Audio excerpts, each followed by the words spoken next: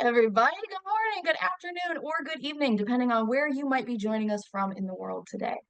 My name is Meg Alexander. I am, as always, honored and excited to get to host another Power to Fly Chat and Learn virtual event. We are going to be talking about careers in motion, stories from Dassault's talent acquisition team. Before we dive in, I just want to go over a couple things. First up is I'm going to flash our code of conduct real fast. Now, this looks like a big scary wall of legalese, but I promise it's not that bad. What it boils down to is just don't be a jerk, okay? As long as we operate from a place of kindness and respect, it's pretty hard to go wrong from there. But if you want any more details on our code of conduct or have any other questions, you can always DM me in the chat, Meg Alexander, or you can always email our help desk inbox. That's hi@powertofly.com. All right, now as we get started, I do want to go over a couple quick housekeeping items. This will be especially important if today is your first event with Power to Fly. And if that's the case, then hi, welcome. We're so happy to meet you. Now, the love is no less real for my frequent flyers. So thank you everybody for joining us today, whether it's your first Power to Fly event or your 50th. Now, the big thing to know about Power to Fly virtual events is participation. We want to make sure that you all feel empowered to participate in today's event. So as always, you're very welcome to turn your cameras on if you would like to share your smiling, maskless faces with us safely today. But there is no need to be Instagram perfect, y'all, okay? Just because I got really fancy and like washed and blow dried my hair today does not mean that you can't come to us with your 3-day messy buns, your bathrobes, your furry coworkers. It does not matter, okay? We don't stand on ceremony. We want to meet you where you are. Now, if you do want to participate with your camera, that's awesome. It is not a requirement. All right, so no worries there. We always encourage y'all to write in the chat. I do know that our audience members will be on mute today, but we want to hear from you. So please feel free to ask us questions. Let us know how you're feeling about some of the answers or the topics that we're discussing. We want to hear from you, okay? So in that vein, I do want to encourage y'all to dive on into that group chat right now and let us know where you're calling in from. I'm coming to you from Toledo, Ohio. This is land that belonged to the Fox, Kickapoo, and Potawatomi tribes in my area. So you're always welcome to let us know where you're joining us from and if you know whose land you're on. Oh man, all right. So we've got Anya chiming in from Dallas, Texas. We've got Pearson in Los Angeles. Nicole is in Greenville, South Carolina. We've got James dialing in from Kenya, Valeria in Buenos Aires, Argentina. Adam is in Boston. Welcome, y'all. Vishal in India. Emily coming from Minneapolis, Minnesota, which is Dakota land. Thank you, Emily. Love to see it. All right, now last but not least, I do want to encourage y'all or let y'all know that we are recording today's event. Now, what that means for all of you is you don't have to take notes. You get to sit back, relax, enjoy the conversations that I'm about to have with some of the great team from Dassault Systems, and not worry if you miss a link that was shared or a resource that was dropped, okay? Now, what's going to happen is in about 4 to 5, or sorry, yeah. So we're live streaming to YouTube right now. Hi, YouTube. And what's going to happen is in about 4 to 5 business days, PowerToFly is going to email everybody who registered for today's event. So that includes all of you here, as well as anybody who might be joining us later. But what's going to happen is everybody that registered is going to get an email from PowerToFly. It's going to contain a link to where you can rewatch this recording when we post it live on PowerToFly.com. Now, let's say that someone from Dassault says something like mind-blowing, paradigm shifting, and you don't want to wait 4 to 5 business days to tell a friend or a coworker or share this link with a relative. You don't have to. You can head over to our YouTube channel. We're going to be sharing links for all of this in the chat thread as we go, but you can head to our YouTube channel. The video that we're live streaming today will usually be posted by the end of business today. And there's also a huge section of our like kind of greatest hits are on our YouTube channel. So it's a really good place for additional free resources. Now, obviously, I do recommend you check out our YouTube channel because I'm all over it. However, I very much recommend that you check out our website because that is where the true motherload of resources lays. Okay, that is where everything, all of these resources that we want to put into all of your hands for free. Great topics like this, everything like what you're seeing here. There's even more of it on the website, especially from Dassault Systems because I've done several of these with Michael before. So definitely check those out. All right, now to keep us moving, I'm very excited to introduce y'all to Dassault Systems. Now, just in case y'all are unaware of who they are, at Dassault Systems, or 3DS, they harmonize product, nature, and life for a more sustainable world. They believe that in life, there are no rehearsals. Thanks to their 3D experience, virtual universes, they can model, simulate, and evaluate impacts before creating any experience in the real world. Now, because experience is about enjoying art, science, and technology to imagine and create a better world for all. And this world must be sustainable. Now, 3DS builds on imagination, knowledge, and know-how to make a lasting contribution for the benefit of all. There are 20,000 people worldwide representing 140 nationalities, 20,000 different stories that shape the Dassault Systèmes story. Dassault Systèmes employees are dancers, runners, designers, guitar makers, boxers, developers, musicians, seamstresses, engineers, artists, and architects of the future. Now, if anything that we say today really kind of piques your interest on Dassault Systèmes, I very much recommend you check out their company page. Now, what you're looking at on the screen in front of you is what their company page looks like on PowerToFly.com. The big thing that I want to highlight here is this QR code down there. That's how you're going to get to this company page. You can also click the link that Rob is sharing in the chat thread. The other thing I want to highlight here, there's going to be a big pink button that says follow. Okay. From that page, I want you to check out, I want you to tap that button. I'm going to tell you a little bit later about what that button's going to do for you. Truly, if anything that you're hearing today about Dassault Systèmes intrigues you, check out their company page. Okay. There's more information about them. There's going to be info on company benefits, more information on the company culture, past events like this. So it's a very, very good resource, as well as obviously being the home where you can search for and apply to jobs right from powerfly.com. All right, now, very excited to jump on into the meat and potatoes of today's event. So I'm going to introduce our speakers to you today. First up, we have Michael Russo. Now, Michael is a senior talent acquisition partner. If you've attended any other Dassault Systèmes events with us, you've most likely seen him. Michael is a seasoned and passionate talent acquisition partner with a proven track record of building strong relationships, fostering collaboration, meeting business goals, and hiring top talent. He enjoys mentoring new talent entering the workforce and loves connecting with employees at all levels of the business. Michael, what else would you like our audience members to know about you today before we introduce your co-speakers? Sure. So first and foremost, thank you everybody for joining. And very nice to see that we have folks from Kenya, India, and Argentina, as well as all of the US. So that's great. So thank you for joining and your participation. I'm based out of our Waltham, Massachusetts office, which is considered our Boston campus. Um, I sit with Kristen, who's also on the line today, and Amber is my colleague from California. And a fun fact about myself is I have a dog who pretty much takes up most of my downtime. And the other thing is I love to cook. Okay, it's a rule of mine. You can't mention a dog without telling me the dog's name. His name is Cooper, and his middle name is Mitchell, so it's Cooper Mitchell. I love it. Absolutely love it. My dogs all have middle names too. I've got Radar Tiberius and Dorcas Alberta. So yeah, I'm right there with you. All right. Well, thank you, Michael. Very excited to dive in more on Dassault Systèmes with you as we go. Now, joining Michael on stage, we also have Kristen Flanagan.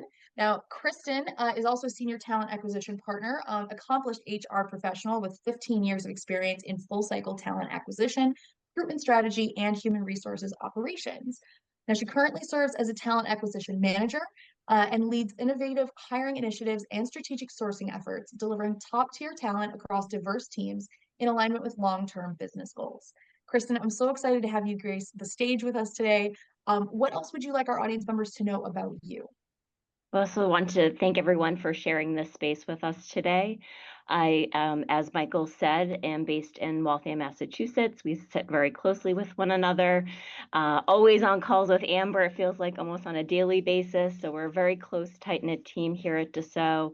I will also share I have a rescue pup as well, although she is not very young. She's a 12-year-old Cocker Spaniel named Molly, and just Molly, one name, no She's an middle icon. name, She but I doesn't guess, need a middle name. She's fabulous. She's Molly. No. but you know, it's worth thinking about. Never too I late. like to use it when they're in trouble, like my mom did. So it was like, Right. yeah, that's my favorite. No, that's absolutely fabulous. And the older dogs have my heart because Radar is also 12. I'm very much in denial about this, but he is 12. And It so we happens call him our quick. little old man and, cater to him at every opportunity. So I love that. Mhm. Thank you, Kristen. All right, joining Kristen and Michael, we have Amber Ty. Now, Amber, hold on, let me make you, there we go, place your spotlight.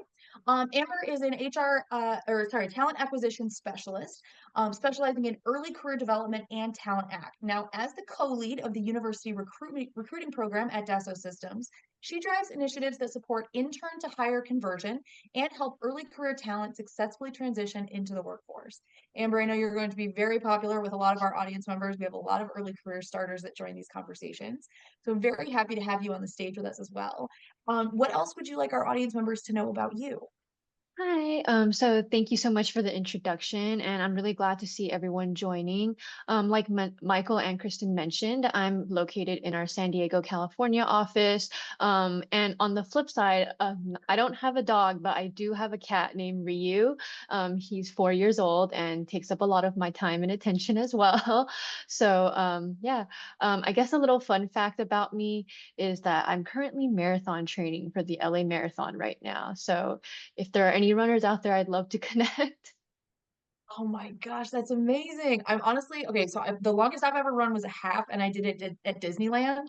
It was lovely, probably because Disney, think of everything. But the fact that y'all have like no humidity was wild to me as someone from Ohio who like has not had above like 30-degree weather without like choking on the humidity. So that's amazing. Is this the longest you've ever run? Have you done a marathon before? No, yeah, this will be my first marathon, but hopefully I will be doing even longer distances after this one. Oh my gosh, that's wild. All right, more running for you, less for me. But I think that is wonderful. Thank you, Amber, for sharing that. Okay, so we are going to, hold on, let me stop my screen share. We're gonna go on into questions. Now, we had a bunch of questions that we were gonna ask the Dassault team, that we, talked about in advance, obviously, because we prepare for events like this. So we have a bunch that we're gonna start asking, but if at any point you have questions, if you want us to dive in deeper on a subject, if you want us to dive into, terminology, acronyms, whatever it is, please feel free. I'll let us know. You took the time to be here live and spend time with PowerToFly and Dassault Systems. We want to reward you for that. So please feel like you can drive today's conversation. All right. So, okay, the first area I want to talk about is career development and growth. Now, a lot of this is about career moves and career transitions. I want to know, what is the most recent move that y'all made in your careers? Was it a move towards a better position? Were you, looking to advance? When you talk about moving in your career, what are we talking about? Michael, So you're I guess nodding I, along. yeah. Go right ahead, So Amber. No, Please. so I Go ahead. So I guess I can start off. I am kind of earlier in my career. I started off at Dassault as actually a talent acquisition coordinator. So I kind of was able to be given the opportunity to learn the ropes about recruiting and talent acquisition, everything. I did come into this position with no previous recruiting experience. So the team really helped me build that type of experience and knowledge. And they've been really supportive ever since then. I believe the last 2 years, I've been working alongside my co-partner for the university recruiting team, and that's where I gained even more experience to become a talent acquisition partner. And that it helped me transition very smoothly into it because as a coordinator, I was already learning the ropes for everything. So by the time I was promoted to a partner, I kind of already knew the process and everything. However, I also did put myself out there and utilize the resources within our company to further improve my knowledge about the company and more about recruiting as well to make sure that I give the best experience for both managers and candidates. That's awesome. I love to hear it. And thank you for chiming in, because I think especially early in your career, there can feel like a lot of pressure to go from whatever your first job was to whatever the next job is. And so I really appreciate that, it was something that was not just a single move, but it was also something that was very much supported within Dassault. I love that. Kristen, how about you? Or sorry, Michael, did you want to go next? No, no, no. I'm nodding because I'm listening to everything that everybody's saying. So I'll let Kristen go if she'd like. Thanks, Yeah. Michael. So when I joined Dassault 7 years ago now, I did start as a talent acquisition partner. I,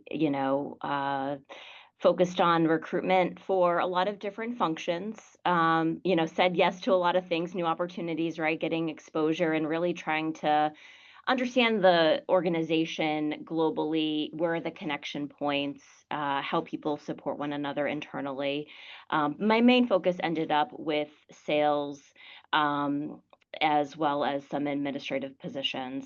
And then I believe back in 2022, 2023, I was given the opportunity to manage part of the talent acquisition team here.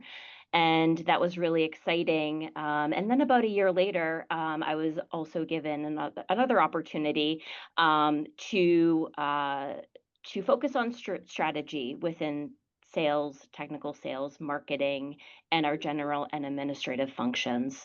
So, you can kind of see that things happened pretty quickly in regards to that management role shifting to a strategic role, and now I'm an individual contributor. But all in all, it's been really exciting to adapt to the needs of the organization, and to, of course, continue my career path and keep myself very challenged here at Dassault.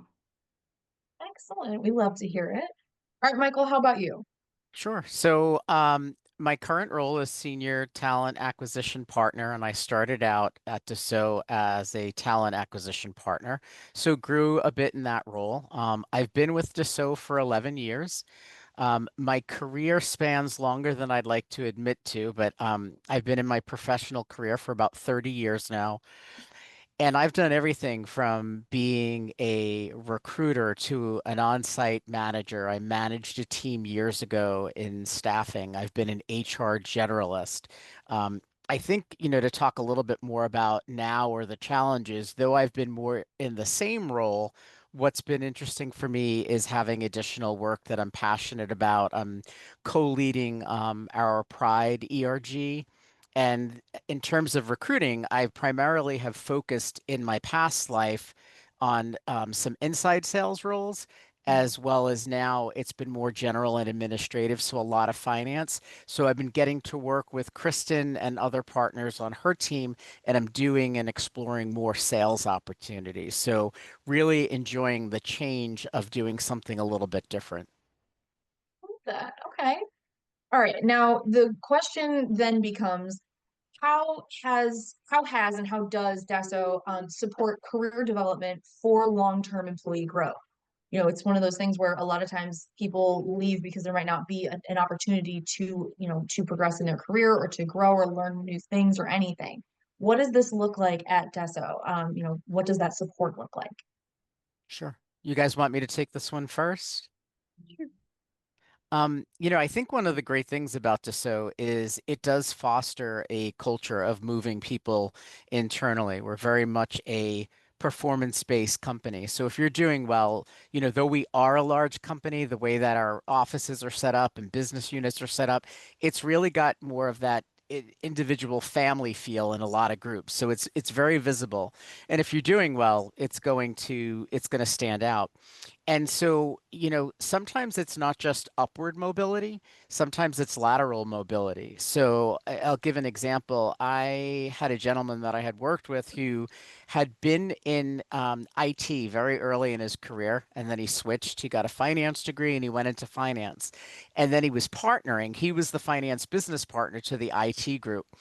And before he retired, he really wanted to work in IT again. So he transitioned out of being a finance business partner and he went back to IT. So we have cases like that all the time. We have an internal My Journey application for our employees, and we have our internal, job board, and we have through our career and perform group, you can have a career coach that talks with you about your development and what you want to do. But to go back to what I first said that I think is great is there's a lot of internal opportunity, and you can really kind of set up and decide what you want to do. And if you are performing and succeeding, you can make decisions if you want to try, something new or go to another group. So that's just one perspective for me. I don't know if Amber and Kristen, you guys would like to share. So I can actually talk about a recent internal transfer that I've helped with. This person was coming from a more admin position, moving into a more sales type position. And the reason that she got she piqued the interest of the manager was because of just her networking and just talking to people and managers throughout the company and everything. And they saw the value in her work and decided, hey, maybe you're ready for the next step in your career. Would you like to move into a more sales type position? And she gladly took the position because she thought that that was just a natural growth in her career progression. So I do think that type of environment and network type of situations are really fostered within our company. We do promote a lot of different events that we allow you to maybe reach out to teams that you don't necessarily always connect with, but are given the opportunity to learn about those teams as well. Michael, we have a question in the chat that I think you will be able to address. Yeah. Valeria says, I'd love to understand a bit more about how internal mobility is managed. Specifically, how do you detect or identify employees' skills? Is it based on self-assessments, manager input, system data, or something else? I love this question because a lot of these questions, like a lot of times people want to know, okay, well, like, how does that work though? Is Sure. this like, yeah. Yeah, so great question. Thank you. There's a couple of factors that go into that. And I'll start with, I think, one important factor. I think in our employee handbook, it does say that you need to be in your current role for a year. It used to state 2 years. And I always say to folks when I'm hiring them, you want to plan on going into your first role for about, 2 years. And the reason being is I think we are a large, complex organization, and it takes a while. I don't care how much experience you have. It takes a while to really understand the business and get your footing. And we also have a formalized yearly review process where you're looking and looking at your goals, your KPIs, the goals of your team. You're sitting down with your manager and you're reviewing that twice a year. So we really like to have employees go through 2 cycles of that. So that's one aspect. I think another aspect is when you're looking at your My Journey, you can put your skills in there, that you currently have or maybe you've done in the past. So that's another aspect. Your information is out there. As Amber said, it's a lot of networking within the organization. But overall, if you're interested in something, you would apply to the internal job board. And then, we like to talk to every employee that's internal. We ask our managers to give that employee a opportunity to talk with them, even if their skills are completely different. But with that said, there are certain roles that there are required skills or required years of experience. So it might be a opportunity, what's the stretch goal? Can this person move into that? What have they done in other areas that maybe some of those skills could transfer? So it's a combination to the original question of who's managing that. It's the talent acquisition partner like myself. It might be the career and perform team. We always want to make sure that somebody's in good standing, with the company before they transfer. It's the manager being educated on what the skills of that employee is. And it's the employee. I always say a lot of it is employee driven. You're going after what you want. So you really need to sell yourself to the manager based on your current skills, or again, those stretch goals or stretch skills. So I think it's a combination effort of everybody that's involved. Yeah, Did I that very answer much the like question? that. Yeah, absolutely. Awesome. And I mean, you raise a really good point, which we talk about a lot, is that nobody is going to care as much about your career as you do. As And that yourself. is fine. And honestly, it's probably preferable. It'd be a little bit weird if people cared more than you do. But yeah, like if you have some place that you're trying to go, you need to tell people you're trying to get there. So otherwise they can't help you.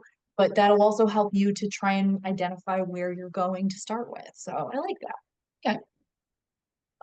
Let's see. We had a lot of people that had questions about making a career change, especially pivoting mid-career or after a large employment gap. So I'm really curious to see if anybody could speak to what they're seeing when it comes to people that are coming from a large employment gap. How can they present themselves to employers to kind of either not necessarily minimize, but like either clarify, whatever. What do you like to see from applicants that have a gap in their history?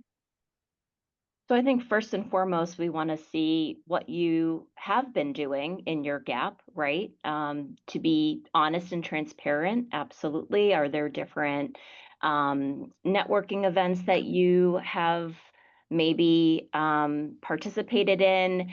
Have you been doing anything with Power to Fly, right, for instance? Um, uh, Being transparent and open and honest is what we want to see and demonstrate in the process that we have here at Dassault. And it's really important to identify and align your skills with the role that you are seeking. What kind of kept you motivated, right? How can you align that in your next move? It is really important to dig deep there and think about those transferable skills that you can apply and make an impact in your next move. So we often see it on the recruitment side. Sure, it could raise a flag perhaps to some managers, but really it's more of that about that understanding of what was the situation and again, thinking about what you want to do in your next career move is really where we want to see that alignment. Yeah. Okay. I love that response. All right. Let's see here. Okay, a lot of people want advice on how to make their resume or their job application stand out. Let's see, Amber, could you answer this first from kind of like more of an early careers perspective about what you're seeing or what would make someone stand out, and then we can maybe go to somebody that's a little bit further up the career ladder and what the differences might be.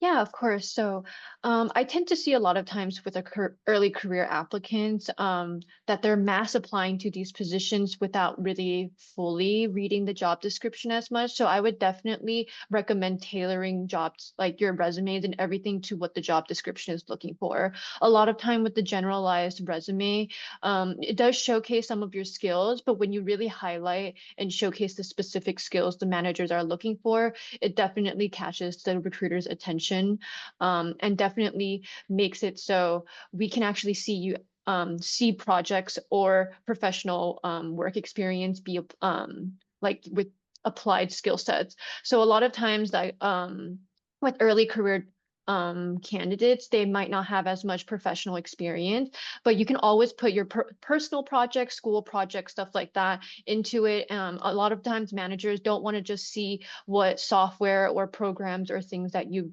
use. They want to see that in application. So if you don't really have anything like that, it would be great to maybe do a personal project that also shows initiative and that you're willing to go above and beyond to be able to showcase your type of skills and work. A lot of times I do talk, I go to a lot of university career fairs, and that's where they struggle a lot with.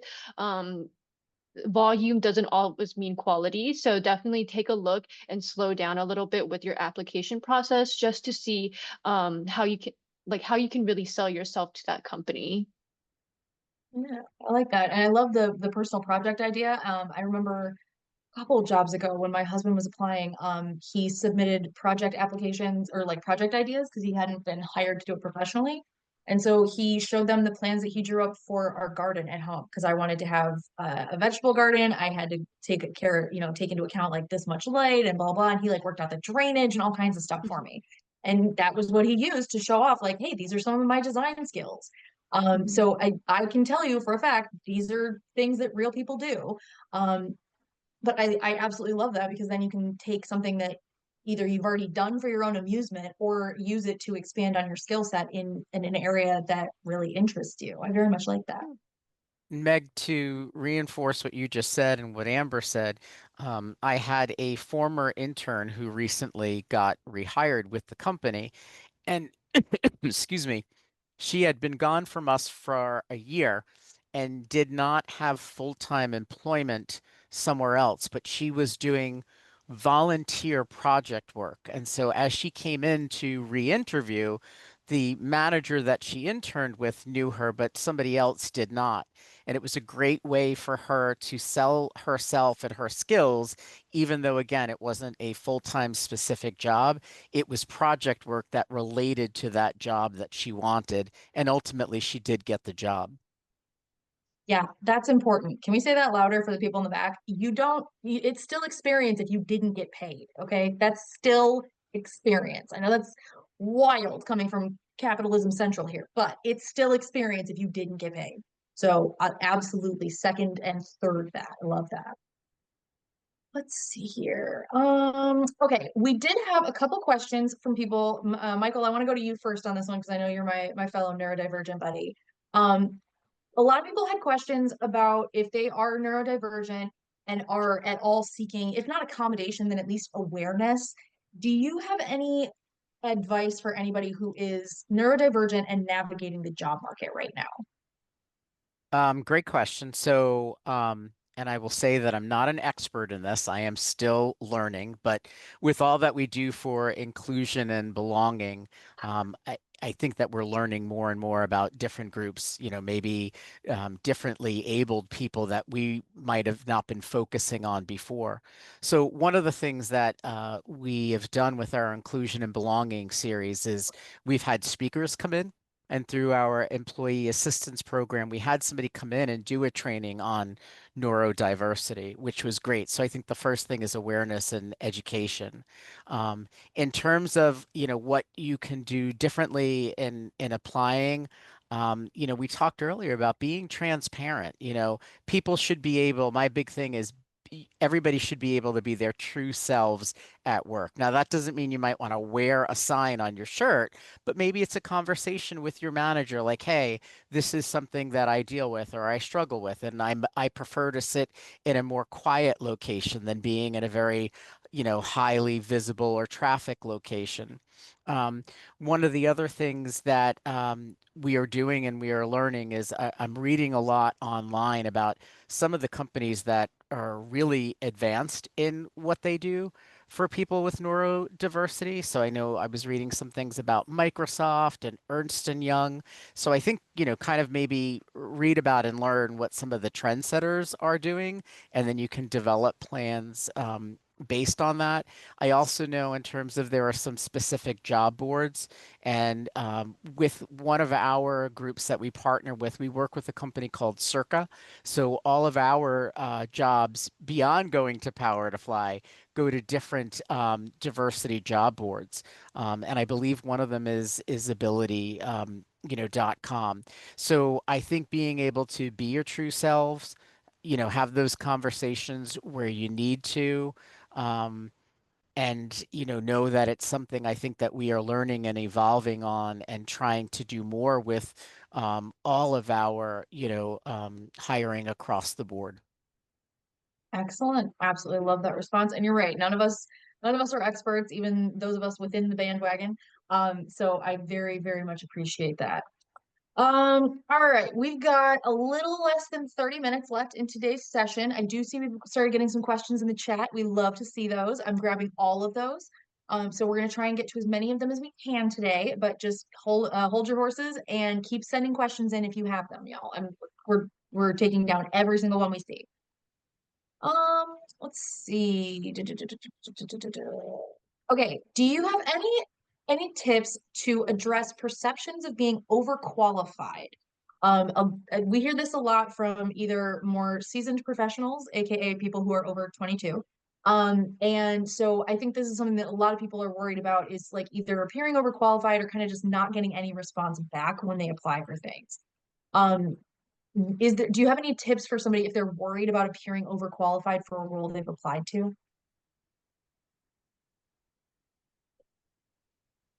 I mean, I could go.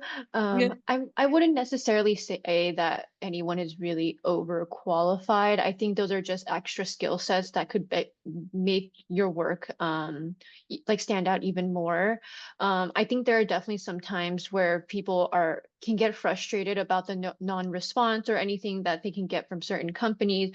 However, I do feel like to mitigate that, it would be really helpful to maybe try to find a recruiter from that company and reach out to them to maybe have like a 5 minute or like 15-minute conversation to ask a little bit more about the position.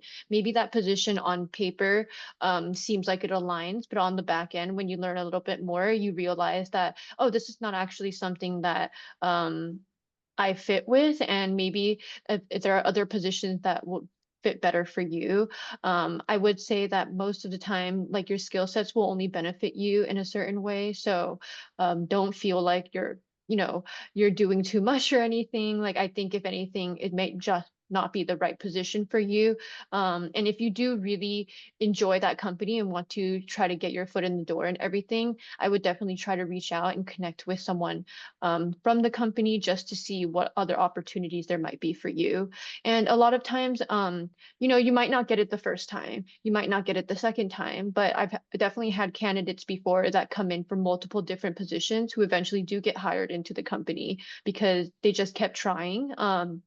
And eventually there was a manager that just felt like their skill set definitely aligned with what they needed. So don't get discouraged if you don't get position for the company that you want the first or second time. Sometimes it's just maybe not the right fit for you at that time. Excellent. I love where you're going with this because that was a follow-up we had. People were curious. So a lot of the reason we get this question, it comes from people who are experienced and they want an individual contributor role, but the recruiters tend to figure that they only want managerial, that they're kind of like on that management track. If someone is applying for a role and that is the situation, they are not they're interested in an IC. Is there a better way to express that to y'all other than just saying, "Hey, I want an individual contributor role"? I'll jump in here and kind of one of the things I want to say. So I agreed with everything that Amber said, but I'm also going to kind of contradict that a little bit.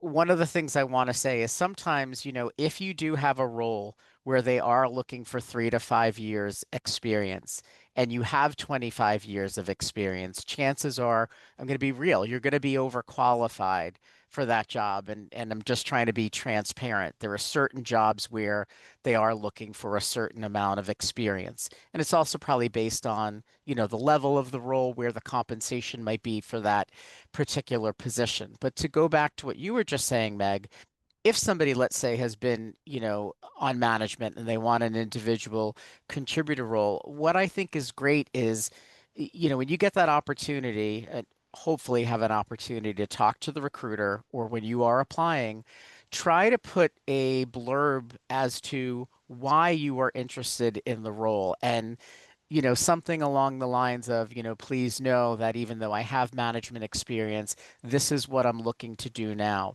Again, if you want to do a cover letter or you get that opportunity, to talk with the recruiter, be transparent and talk about why, you want it. Years ago, earlier in my career, at this point, it's probably about 20 years ago, I managed a team of 7. I don't think I ever want to manage again. And I did deal with that at a time. Somebody was like, well, why do you want to do this? And I kind of had to really sell myself as to why I wanted this particular job at the time. And I didn't get it, but then I got another one, thereafter along the same lines. So, as Amber said before, sometimes you keep trying, but I think there are ways to have conversations around why you want to pivot. And again, I think it's showing what you have in the skills to want, for that pivot or that choice that you now want to make. Yeah, okay. Along these same lines, we did get people that were asking if let's say that you applied to a role, you interview, but you're not accepted for the role, but you do love the company and you find a different position that you want to apply to. How should people go about doing that? Sometimes companies want you to wait a certain amount of time. So what are the rules at Dassault? Let's say I came in, I interviewed for the lion tamer role, and y'all were like, this is great, but we're going to go with somebody who's actually been in a room with a lion. And I was like, that's cool. I understand. But then I'm like, no, I want to be with the clown crew and, hang out with them. How do I apply for that? How do I, do I need to like let y'all know, hey, I applied for this other thing and it didn't work out? Yeah, I would say absolutely rely on those connections that you've already built in the first process, whether it's directly with the recruiter or maybe you are still in touch with the manager or extended team members, and throw it out there. Say, hey, I found this other role. What do you think? I mean, should I apply? We do want to see that that candidates are willing to leverage that network that they've already established organically through that first interview process, and really learn more about that. So we here at Dassault don't have set parameters on when you can jump right back in, and we want to continue the conversation. We really do see the time with candidates as an investment, and really trying to ensure that we find the right opportunity for them, not just for today, but for the long term. Yeah. Okay. I love this. All right, I want to jump up and talk about internship and some early career strategies. So Amber, obviously we're going to be going to you for these. A lot of people wanted to know how to upskill during an internship. I know when I was doing internships, I was fairly lost and mostly just hoping not to make a giant mistake every day. But let's say you're a little bit more confident than I was, hopefully, and you're looking to kind of like upskill and want to be able to like use that experience to show off in hiring settings. How do you recommend people take advantage of this? So if you're already in the internship at the company, I would definitely recommend that you definitely get involved with all and every activities that are possible. Networking is a huge, huge tool, especially within our company as well. And I'm sure at other companies too. Specifically at Dassault, we do events such as intern showcases and whatnot, in order to basically allow interns to showcase the work that they've done. It's essentially an open house type of format where managers are invited and they can go from table to table to kind of see what the interns have been working on, what teams they've been working on. And a lot of times, like related teams or the teams that they've been working on do get really interested in the work that they do, because especially as an early career individual, you do have a lot of transferable skills. Nothing is really set yet. So I would definitely recommend just getting involved with like the activities and events at the company. And if there isn't something like this, you should definitely just maybe try to like put together a presentation or something to send over to your manager or some related teams that you've been working on. Because a lot of times when you're working, you don't really always showcase like bullet point wise what you've been working on, and it might not seem as significant, but when you really add everything together, it's actually a lot of work and contribution. So I definitely recommend doing that, as well as just sometimes it's a little bit uncomfortable, but definitely stepping out of your comfort zone and talking to people or like reaching out to ask like, oh, I'm kind of interested in this. What manager should I reach out to? At Dassault Systems, we do also do like a summer intern meetup program where we invite speakers and from various different industries and teams to speak to our interns to talk a little bit about their career progression and stuff. So if you're ever interested, I'm sure reaching out to your manager or someone within the recruiting team can help you connect with other people, if not from your team, any related teams or beyond. That's wonderful. I think that's really an excellent plan. And you're right. I mean, it really does kind of show that you are interested in the org. And if something like this doesn't exist, say that maybe it should. You know what I mean? Like speak up and start like, hey, is there a reason we don't have something like this? It'd be kind of cool if we did XYZ. Because hey, it might be an excellent leadership opportunity. You could spearhead that effort. So I think that's really, really cool. I love this. Thanks, Amber. Mhm. Okay, I want to talk a little bit more about interviewing, especially candidate presentation. This is a really big thing for a lot of people. One of the things that I think is really interesting is right now we have the most amount of generations coexisting in the workforce as we've ever had. We currently have four main ones. So I want to talk about intergenerational expectations, especially when it comes to interviewing. Now, Amber, no offense, you might not be the best one to go to on this. So we're going to start with Michael and then we'll keep working our way down, just from perspective to start with. But are there anything that you've seen? Has there been anything that you've seen lately in an interview sense that feels like there have been generational shifts that maybe some of the rest of us need to be aware of when it comes to interacting with some of the younger members of our working world? Yeah, it's funny, because again, like I've said, I've been in business for a long time. One of the things that came up with one of my managers was that the candidate wasn't fully dressed, meaning in a suit, right? Not everybody wears a suit today, so there is a little bit of the education process. Now, it's hard because a personal feeling is, I was always taught shirt, tie, full suit, but that really is not what everybody is doing anymore. So I really try to educate managers on, the fact that the fact that we have different generations, the fact that a lot of people went from a remote world to now coming into the real world, as I like to call it, or the office world for the first time. So that's one of the things that I've seen that's been a little bit different in terms of generations. I think, again, the other thing, and I'm going to say, not to sound too repetitive, but with one of the inclusion series that we've done, we did a whole series or a whole session on generations.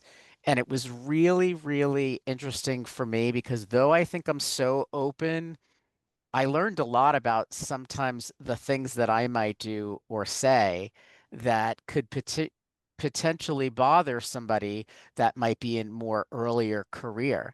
And I've also learned a lot from, the earlier career folks. So like I'm very close to Amber and Meg, Abby, and really different generation from where I am. And yet when we get on the phone, I feel like we're in the same world, we're in the same generation because we've learned so much from each other. And I think that's a true thing that I have seen at Dassault that I think is great is the fact that those generations are learning from each other. And there's a lot for both sides to learn.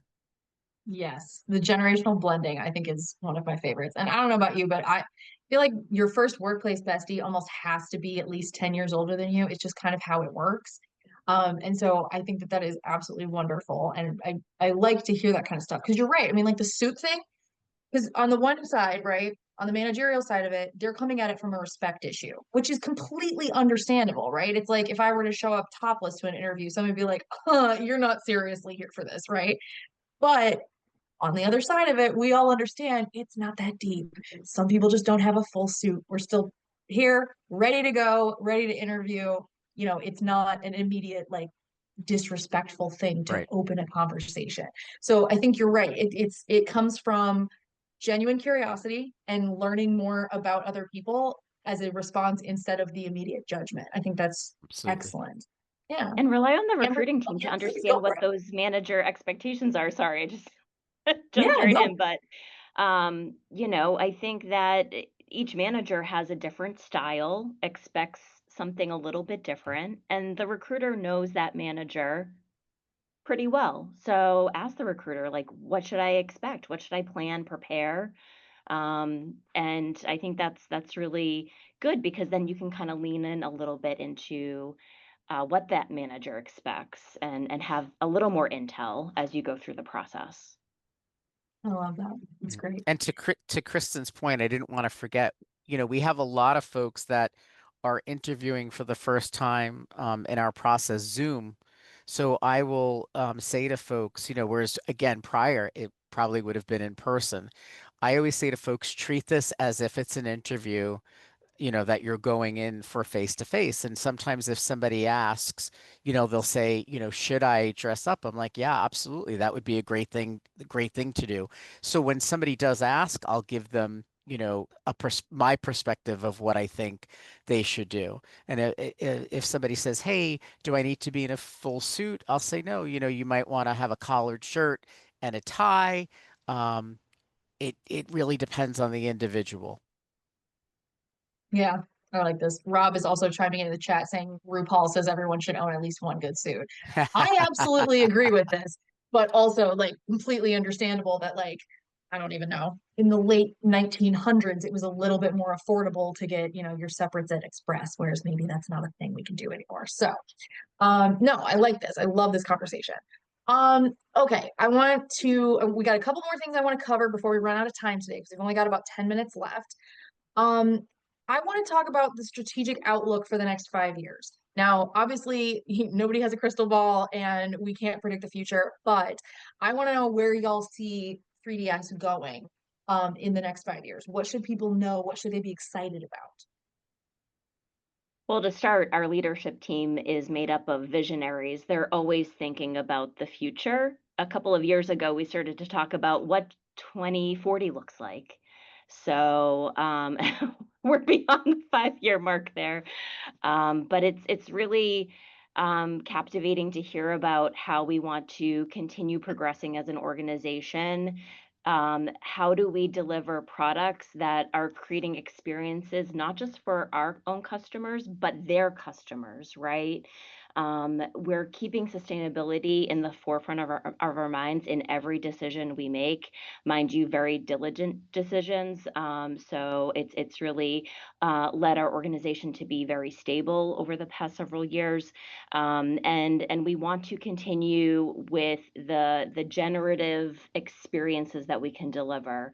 So really tying in our virtual twin applications with AI, which is, of course, the hot button topic nowadays. But we do see AI, our virtual companions, if you will, really driving that value with the end user. So we've already adopted AI in our applications, and we'll continue to make those investments in the next 5 years and beyond. Excellent. We love to hear that. All right. Now, in the remaining time, I do want to go back and look at a couple of the questions that people had sent in because we got some really good ones. Okay, this person, Anya, had asked, for those seeking to transition into another industry, how much weight does industry experience carry with hiring managers? What are some ways we can present ourselves if we have little to no industry experience? I think it depends on the role, quite honestly. Some roles are very industry specific and some roles are not. And you might have a great foundation, although it's not specific in that industry, but certainly when you consider those transferable skills, I would look into, what are those expectations based on the job description and researching more about the organization and kind of how you can tie those elements back in. For some roles, again, it might be a road to get there, but it's also, there is also that ability to look at positions that are less weighted on industry, and certainly expressing your curiosity is something that will really stand out in your application. Yeah, okay, I like this one. All right, Amber, this one's going to you. Harshit had asked, when would be the right time to start applying to full-time roles before graduation? I know most companies prefer immediate joiners in the US. So yeah, if you're not yet graduated, but about to, when should you be applying to roles? At least Yeah. according to a 3DS, when should you be Yeah. applying to roles? So it really varies, honestly. It's really dependent on the manager and team and what they're actually looking for. But I will say that, especially if you've already interned at the company and stuff, they do really value that experience that you already have. We've had interns that kind of get full-time positions, basically right now, who are graduating in next year of May 2026. So I would say that you could look out for a couple months from before graduation and everything. I wouldn't recommend over a year because that is a really long wait period for the managers and teams. But just to be upfront with the recruiter that you're speaking to as well, letting them know that, hey, like I might not be graduating right now, but these are the contributions that I would love to make for the team and everything. And just managing expectations on that end. There are going to be times where, yes, the manager and team would need someone to join immediately. But a lot of times, if they find the right candidate, sometimes managers are willing to push their expectations and change expectations to cater to those candidates. So I would really just be upfront about what you're interested in, what you can provide for the company. And a lot of times managers will, they do have some sort of flexibility. Some managers might not, and that might not be the best position at that time, but other positions will open up. Yeah, that's mainly what I have to say for that question. Yeah. Excellent response, Amber. Thank you. All right. Saul had also asked a question. When looking to connect with people from the company, what's the best way to approach a talent acquisition team member? Or is it better to reach out to the people of the department that you want to work in directly? I'll All take. of the above. All right, Kristen, you're up first. Then we'll go to Michael. Well, if you have a LinkedIn account, it's pretty easy to research who that what that potential management line looks like, and making connections with them, and expressing your interest through perhaps a message on LinkedIn or another professional network, if you have connections there. And in LinkedIn posting, you can actually see, the recruiter is able to tag their profiles, so you can kind of have a direct connection right to them. But yes, all the above, because you don't know who's going to see that message first, who might have further insight into the role. It might not be the right fit, but there might be something else around the corner. And we often see candidates reaching out to talent acquisition as well as the manager in parallel, so they can really cast that wider net. Excellent. Love to hear it. All right. To follow up, Kristen, on something you had said earlier, you had talked about, if you had questions or you were worried about going into the interview or unsure, to ask ask the recruiter, like, what should I do to prepare? What should I know going in? Isaac had asked a really good question in the chat. How do you deal with qualified candidates who lack confidence during their interview? Is there any way to make them feel comfortable? I think there's a lot of us who are either introverted or just not great at pumping ourselves up, especially to total strangers. I'm not one of them, don't worry, but there are a lot of them. So don't you chuckle so loud, Michael. But I want to know, if you have somebody that comes across your desk who is just not singing their own praises or tooting their own horn, how do you handle these kinds of candidates? Yeah. And who's comfortable talking about themselves? I mean, granted, there are people out there for sure, but but yeah, I mean, it's very common that candidates, do need to hone in on the impact that they've made, what they're passionate about, being their own cheerleader at the end of the day. It's tough to get there mentally, and I would recommend, relying on your friends, right? Pitch it to them, have them, interview you, right? I think the way, like Amber said earlier, get out of your comfort zone. And I think with friends, it's a little more pleasant, right? And hopefully they give you some good critiques and valuable feedback. But just kind of preparing as best you can, and maybe relying on some tools, AI is great nowadays for kind of, starting that elevator pitch that you want to develop. So if you need something that kind of complements what you're trying to do, certainly, leverage technology for that. Yeah, and I'd like to add to that interviewing is a skill. So it's definitely something that you can build on and improve.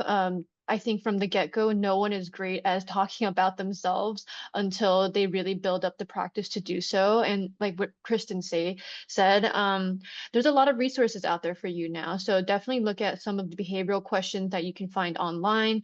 Some of the questions, like, prepare yourself for the interview and everything. And once you practice a little bit and maybe have an outline of what you'd like to say, it could help you a little bit it can help you feel a little bit more confident during the interview process, and a lot less like you're just kind of going, improvising or anything. So definitely practice, practice, practice. And confidence comes in all forms, right? It's not just Mhm. about how many words you say, but it's about how you come across and how secure you feel in your responses. And if you're, at the end of the day, being truthful and really, being curious when you're speaking with those recruiters and respective managers, I think that's really gonna come across as confident.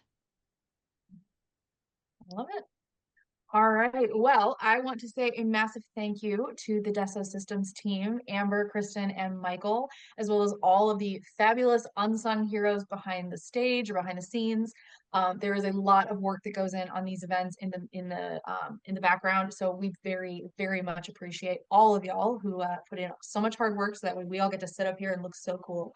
But thank you massively to each of you for taking time out of your day, sharing your respective experiences with us. We very, very much appreciate it. I've really enjoyed getting to spend the last hour with each of you. So thank you, Amber, Kristen, and Michael.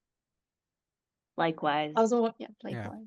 Thank I you. also want to say a big thank you to our audience members. Obviously, you have a ton of options when it comes to events like this. So we are incredibly grateful that you chose to spend time with PowerToFly and Dassault Systems. Now, like I said earlier, if anything that we have said today about Dassault Systems piques your interest, very much recommend you check out their company page. This is what you're going to see when you go to powertofly.com. If you do not see the big pink button that says follow, it's because you're not logged into the website. But as long as you're logged in, you'll see that follow button. What it's going to do for you, it does some great things, but if you smash that follow button, it's going to help PowerToFly, because we're going to tell Dassault Systems that you are interested in working with them even before you fill out an application. So this is an excellent option if you are actively job seeking, but don't see a role right now that's like, oh, that one's perfect, I have to apply to that. All right, so smashing that follow button is great for that. The other thing it does is it allows us to keep Dassault Systems on your radar, because we will tell you when they post new roles or if they have new events like this. So that way, kind of work smarter, not harder. Let PowerToFly take some of the weight off of you in your job search. The other thing you can use that follow button for is that way later, if you are actively job seeking later, you can always come back to PowerToFly and already have a short list of companies that you know really walk the walk and talk the talk when it comes to DEIB issues. So I very much encourage you to check out their company page. This is also a great resource of information if you think you might be going into an interview with Dassault Systems. There's some great content there that you can go check out. We give you a lot of interesting things to ask questions about or talk about in an interview. All right, now, last but not least, I want to say a massive thank you to everyone who joined us today. Whether you stayed for 2 minutes or the full shebang, we are so incredibly grateful that you chose to spend time with PowerToFly and Dassault Systems. Now, you just took 60 minutes out of your day to do something positive for yourself and your career, okay? That is not easy. It is very thankless in this day and age. So whether you are a little treat person or not, listen to Meg, okay? Give yourself the gold star, pat on the back, cookie, coffee drink, maybe not Starbucks is all I'm saying.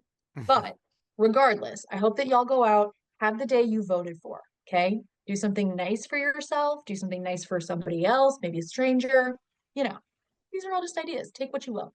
But regardless, whether this was your first PowerToFly event or your 50th, I sincerely hope it will not be the last. I very much look forward to seeing y'all joining us back here soon and cannot wait to see what the rest of the week has. Bye!